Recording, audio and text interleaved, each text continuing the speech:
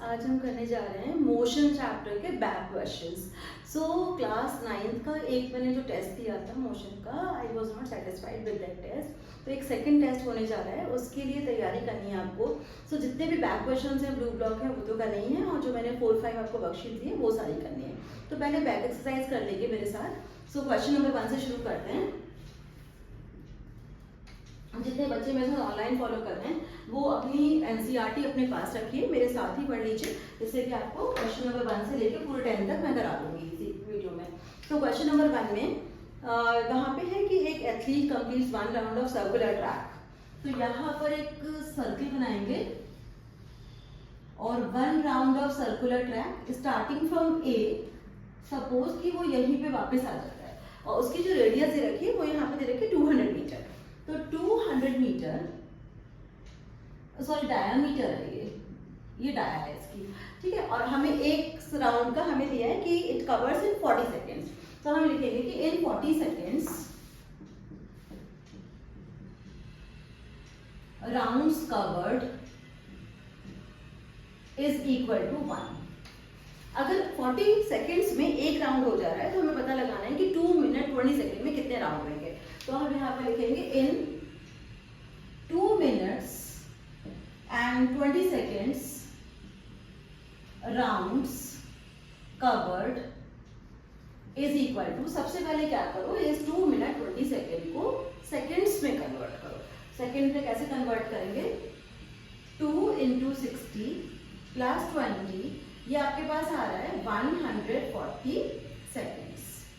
बिल्कुल unitary method use करना है कि अगर 40 सेकंड में एक राउंड हो रहा है तो पता लगाना है कि 140 सेकंड्स में कितने राउंड्स कवर हो रहे हैं। तो यहाँ पे हमें करना है 140 डिवाइडेड बाय 40। कट कर लीजिए, आपके पास आएगा 4 3 12, 4 5 से, मतलब आपके पास आ गए हैं 3.5 राउंड्स। इसमें बोला गया कि you have to find the distance covered in displacement. तो अगर आपको डिस्टेंस निकालना है, डिस्टेंस होता है लेंथ ऑफ एक्चुअल पाथ। तो लेंथ ऑफ एक्चुअल पाथ क्या होगा इसका, सर्कमफ्रेंस, और वो भी कितने का, 3.5 राउंड्स का। सर्कमफ्रेंस का फॉर्मूला क्या यूज कर सकते हैं आप, इसको सर्कमफ्रेंस के फॉर्मूले को 2πr भी यूज कर सकते हैं और πd भी यूज कर सकते हैं। तो circumference is equal to 2πr या फिर circumference is equal to πd, दोनों ही सही है, बिकॉज यहाँ पे डायमीटर 200 दिया है तो आप πd यूज कर लीजिए इनटू πd। पाई की वैल्यू पुट करिए 22/7 और d की वैल्यू पुट कीजिए 200 मीटर। अच्छा, अब क्या कीजिए कि आप इसको 7 से इसको कट कीजिए तो आपके पास आएगा 0.5। अब आप 0.5 से 200 को मल्टीप्लाई करेंगे तो 100 आएगा, और आपके पास आंसर आ रहा है 2200 मीटर। डिस्टेंस तो हमने निकाल लिया। डिस्प्लेसमेंट के बारे में बात करें तो अगर वो पर्सन 3.5 राउंड्स कवर कर रहा है तो 3.5 राउंड के बाद he would be standing here at the point B, because 3 round में तो कंप्लीट हो गया, फिर आधा राउंड और करना है तो B पॉइंट पे खड़ा होगा। तो उस टाइम पे हमें लेना है shortest distance between A and B। तो displacement is equal to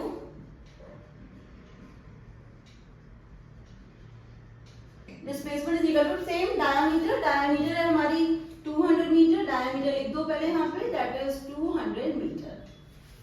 I hope this is clear. ये है हमारा क्वेश्चन नंबर 1। इसके साथ ही हम करने जा रहे हैं क्वेश्चन नंबर 2।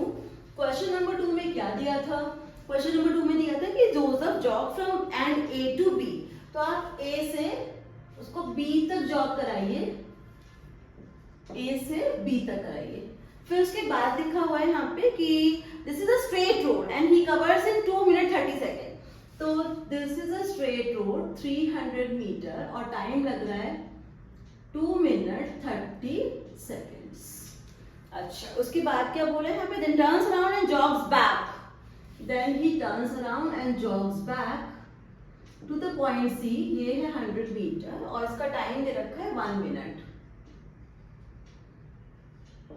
सभी चीजों को मीटर में ले रहे हो तो फिर सेकेंड्स ले लो, तो तुम्हारा आंसर मीटर पर सेकेंड में आ जाएगा। देखते हैं इसमें सबसे पहले पूछा क्या है। They are asking you average speed and average velocity. First part, A part में पूछा है from A to B। A to B में ये मोशन तो स्ट्रेट लाइन मोशन है, तो एवरेज स्पीड का आंसर और एवरेज वेलोसिटी का आंसर बिल्कुल सेम होगा।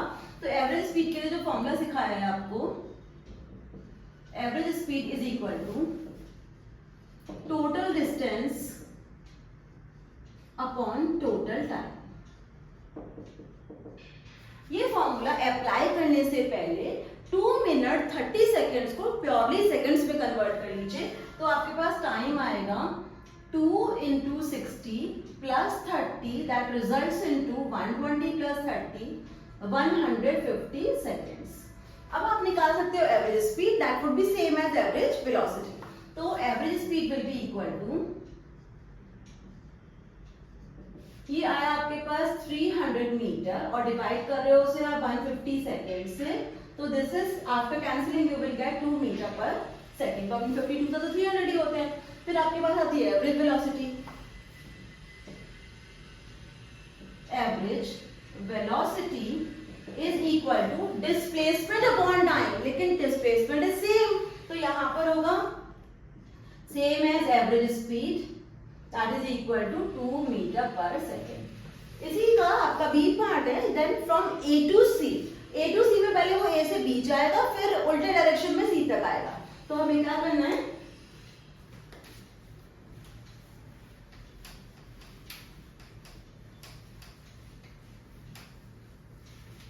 हाँ, तो बी पार्ट करेंगे। बी पार्ट में हमें करना है from A to C. Average speed के लिए आपको कोई ट्रिक नहीं लगानी, total distance upon total time करना है।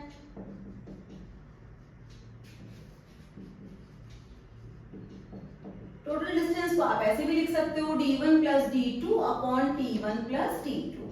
d1 आपको कितना दिख रहा है यहाँ पर, d1 इज 300 और d2 इज 100, तो ऊपर की तरफ आएगा 300 प्लस 100, तो ये हो जाएगा 300 प्लस 100। टाइम में आप क्या देख रहे हो, here it is 2 minute 30 second और ये 1 मिनट है, तो आप 2 मिनट 30 सेकेंड को तो पहले ही कन्वर्ट कर चुके हो 150 और दूसरा टाइम लिखेंगे 60 सेकेंड्स, तो यहाँ पे लिखो 150 और यहाँ लिखो 60। तो this comes out to be 400 और इस दोनों को ऐड कर लो 210, ये कट कर लो 40 अपॉन 21 आपका आंसर आ रहा है। अगर आप इसको डिवाइड करते हो तो ये अराउंड 1.8 आना चाहिए, बिकॉज 21 है ना, तो अगर राउंड ऑफ करके 20 से डिवाइड कर लेते हैं। चलो मैं करवा देती हूँ।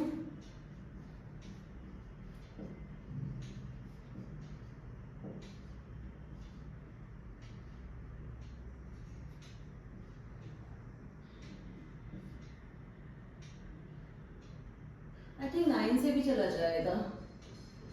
9 1 से 9, 9 2 से 18, हाँ ठीक है। तो ये 1.9 आ रहा है आपका, तो ये आ रही है 1.9 मीटर पर सेकेंड। अब हमें निकालनी है एवरेज वेलोसिटी। एवरेज वेलोसिटी में क्या करते हैं,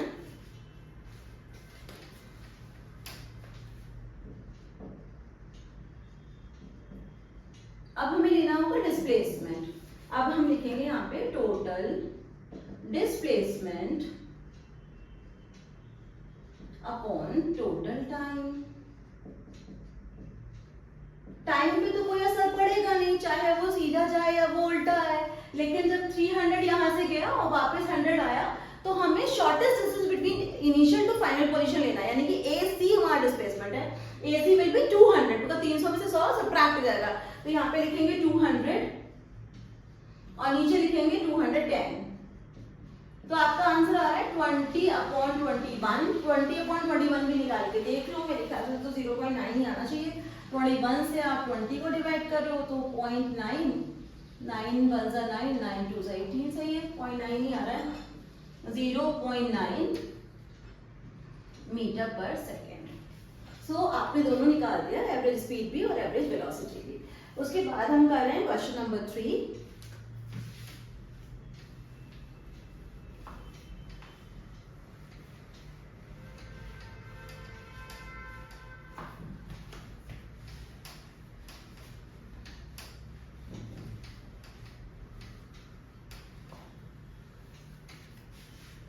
क्वेश्चन नंबर 3 में क्या करना था, पहले बहुत सिखाया हुआ है।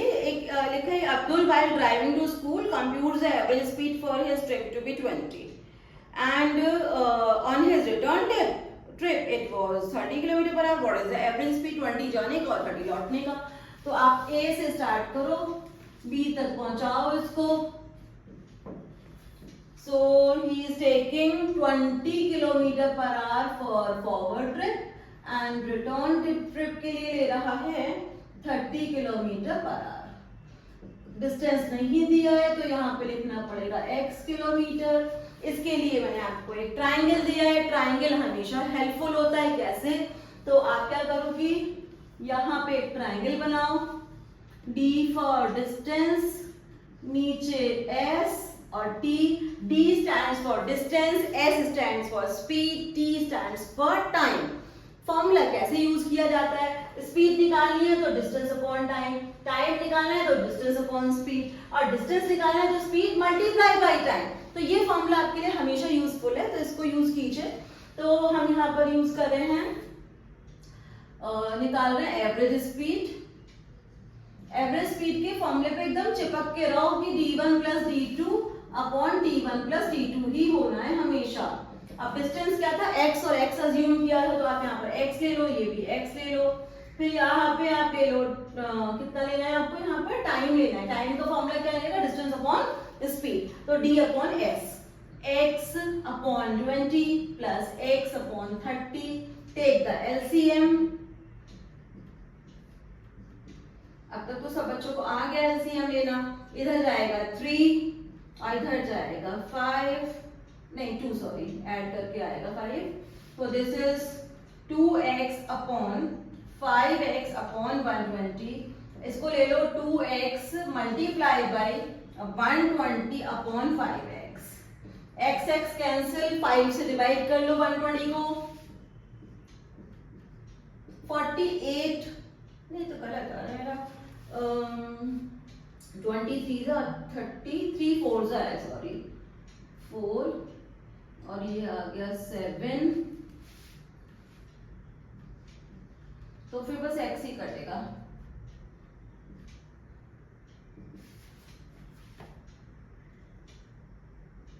वैसे मैंने 120 लिया क्यों, 26, आई एम रियली सॉरी।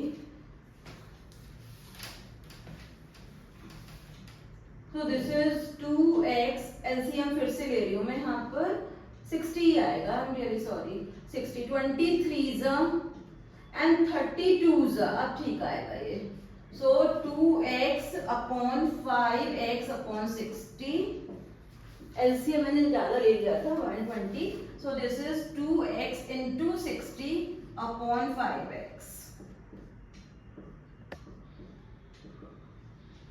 पता है मुझे डाउट कैसे हुआ कि मेरा आंसर गलत आ रहा है, बिकॉज 20 और 30 जो स्पीड दी जाती है उसके बीच में ही आंसर आना चाहिए, और अगर मेरा 48 आंसर तो वो तो ऑब्वियसली रॉन्ग होगा, क्योंकि 20 और 30 के बीच में ही कुछ ना कुछ होगा। बिल्कुल ऐसा भी नहीं है कि दोनों को डिवाइड करके 2 मतलब 20 से ले लो, मींस एवरेज ले लो, वो भी नहीं कर सकते। तो इसका आंसर है 24 किलोमीटर पर आवर। इस तरह से आप अपने आप को ही टेस्ट कर सकते हो, जो छोटी छोटी टिप्स बताई जाती हैं। नेक्स्ट क्वेश्चन है मेरे पास 4th।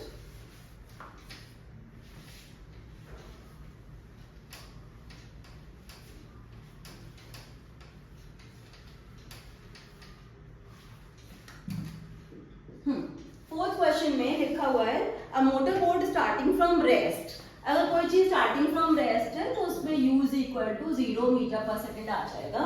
फिर उसके बाद है आपके पास accelerate in a straight line with a constant rate of 3.0 meter per second square।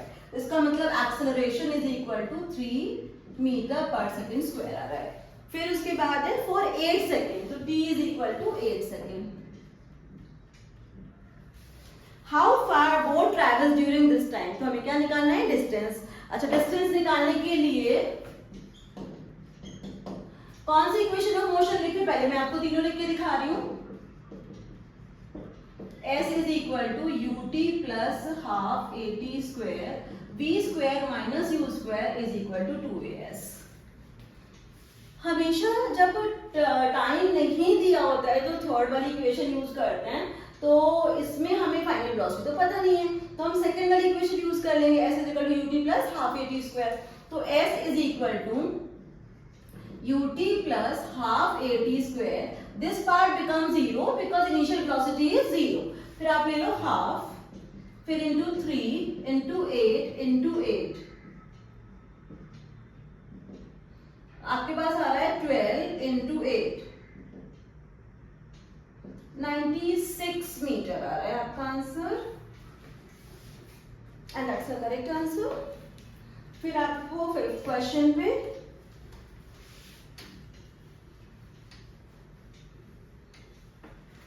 Question number 5, a driver of car traveling 52 km/h applies brakes. Shade the area of the graph that represent the distance traveled by the car during that period. Which part of the graph represent the uniform motion?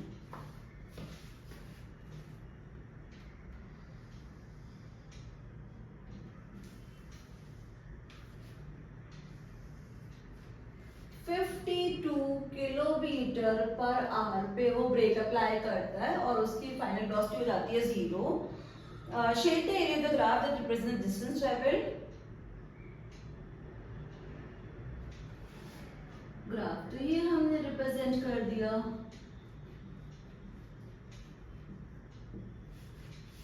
O A B हम ऐसे लिख सकते हैं। हमें time तो पता नहीं है कि कितनी देर में वो 0 हुआ है, बस इतना ही दिया है 52 किलोमीटर पर आवर। तो हम ये बोल देंगे कि डिस्टेंस इज इक्वल टू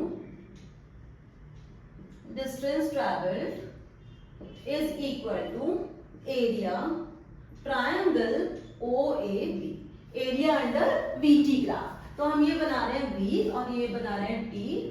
अब मुझे तो पता नहीं यहाँ पे कोई यूनिटी नहीं दे रखी है, तो हमने t लिख दिया बस यहाँ पर।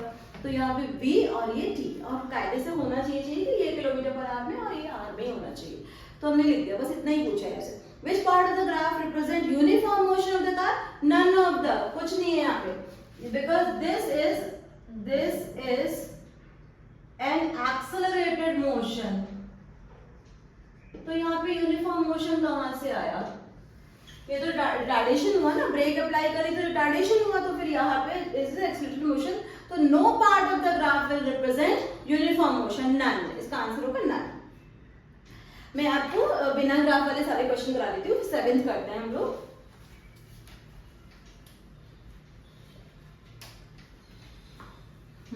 Question number 7,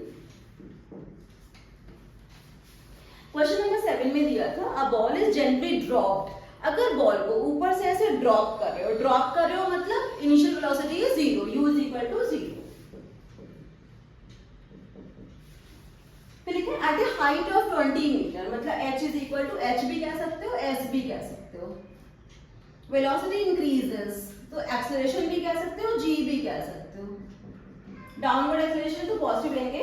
with what velocity it strikes the ground, means you have to find v as well as you have to find t। तीनों इक्वेशंस ऑफ मोशन से डिसाइड करना है कि क्या लगने वाला है यहाँ पे।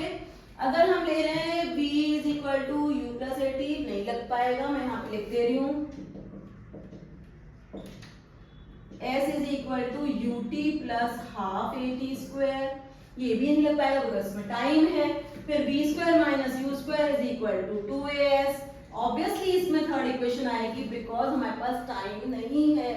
तो अगर टाइम नहीं होता है तो ये इक्वेशन यूज करते हैं because this is independent of time. तो हम लोग करने वाले हैं v square minus u square is equal to 2as। v square minus 0, 2 into 10 into 20, तो v स्क्वायर की वैल्यू कितनी आ रही है यहाँ पे 400। तो v will be equal to 20 metre पर सेकेंड। बिकॉज हम प्लस माइनस तो लेंगे नहीं यहाँ पे, वेलोसिटी तो पॉजिटिव ली जाएगी। And now they are asking time. अब तो तुम फर्स्ट इक्वेशन भी यूज कर लो तो आ जाएगा। तो v is equal to u plus A t, v निकल गई 20, u 0 था और a है मेरे पास 10 और टाइम निकालना है। तो t is equal to 20/10, t is equal to 2 seconds. ये आंसर भी आ गया। तीनों इक्वेशन सामने लिख लिया करो एंड देन चूज की कौन सी इक्वेशन तुमको यूज करनी है। आई hope this is clear.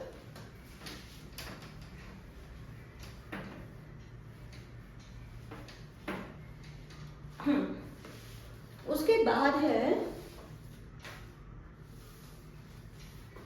9th question and 10th question.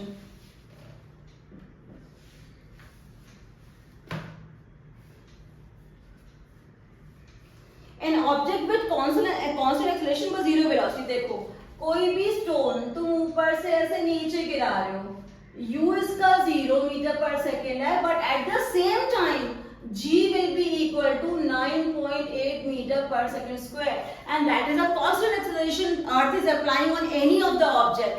तो ये वाला जो फर्स्ट पार्ट है इसमें लिखो when stone is dropped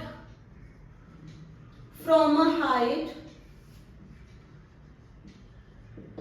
it has zero initial velocity and constant acceleration is equal to 9.8 meter per second square. Acceleration होता है इसके अंदर. फिर दूसरा है कि एक्सेलरेशन है बट यूनिफॉर्म स्पीड है, तो इसका आंसर आएगा बी वाले का आंसर होगा सर्कुलर मोशन. सर्कुलर मोशन को एक्सेलरेटेड क्यों कहते हैं? बिकॉज वेलोसिटी को चेंज माना जाता है, चाहे मैग्नीट्यूड चेंज हो या उसका डायरेक्शन. तो सर्किल के अंदर डायरेक्शन कंटिन्यूअसली चेंज होता रहता है, तो इसलिए इसको एक्सेलरेटेड मोशन मानते हैं. तीसरे से पूछा है कि a body moving in a certain direction with an acceleration in the perpendicular direction, इसमें भी सर्कुलर मोशन का ही होगा. या फिर एक काम कर लेते हैं कि इसमें वो भी दे सकते हैं कि ऑब्जेक्ट है ना प्रोजेक्टाइल मोशन, या फिर आप सीधा ले लो स्ट्रेट लाइन. कि अगर आप एक स्टोन को ऐसे थ्रो करते हो इधर या मूव भी कराते हो, मूव करा लो एक बॉडी को, एक चलो ऐसे ले लो कि एक टेबल है उसके ऊपर एक बुक रखी है या एक बुक लिख देती हूँ यहाँ पर, आप उसको पुश कर रहे हो तो it will move in a same direction, इसी डायरेक्शन में मूव करेगी, बट इसके ऊपर ग्रेविटेशनल एक्सेलरेशन नीचे होगा, G will act downwards. तो ये भी एग्जांपल ले सकते हैं हम. अब an object moving in a certain direction with an acceleration in the perpendicular direction, तो एक्सेलरेशन नीचे हो गया, डायरेक्शन में इधर हो गया, तो इन दोनों के बीच में डायरेक्शन ऑफ मोशन इधर हो गया और gravitational acceleration is acting perpendicularly downward, तो दोनों के बीच में 90 डिग्री हो गया. तो ये तीसरा एग्जांपल आपका इसका हो गया. फिर है आपके पास 10th क्वेश्चन.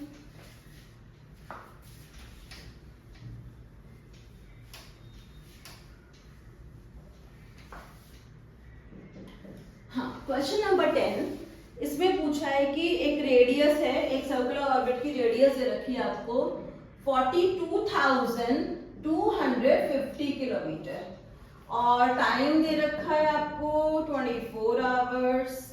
स्पीड पूछी है. सर्कुलर मोशन के लिए फॉर्मूला लगाते हैं 2πr/t. लंबी सी कैलकुलेशन आएगी आपके पास 250 और यहाँ आ रहा है 24. अब बस ये देख लो कि अगर ये 7 से डिवाइड अब जो कि नहीं हो रहा है तो इसको कैलकुलेट करना है. थोड़ा सा छोटा करवा देती हूँ आपका, ये 2 से कर लो यहाँ पे 12 आ जाएगा और छोटा कर लो 11 का यहाँ पे 6 आ जाएगा. तो तुम 42,250 इंटू 11 करोगे और नीचे 7 इंटू 6 करोगे और छोटा कर सकते हो, वैसे ये भी छोटा हो जाएगा. ये 3,21125 तो 21125 इंटू 11/21. कैलकुलेशन जो खुद कर लेना कम से कम. ये तुम्हारे पास आएगा आंसर, ये आंसर होगा किलोमीटर पर आवर में. मल्टीप्लाई भी करा देती हूँ. 11 5 55, 11 22 और 5 27, 11 और 2 13, 11 23.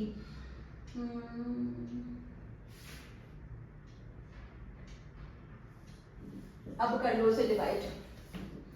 2,32,375 किलोमीटर पर आवर अपॉन 21. चलो इसको थोड़ी सी कैलकुलेशन को डू इट योरसेल्फ. और दूसरे जो 2 क्वेश्चंस मैंने छोड़े हैं ग्राफ के वो मैं डिस्कस करूंगी 6th and 8th जब ग्राफ नोटबुक होगी. क्वेश्चन नंबर 6 and 8 और ये वाली कैलकुलेशन छोड़िए.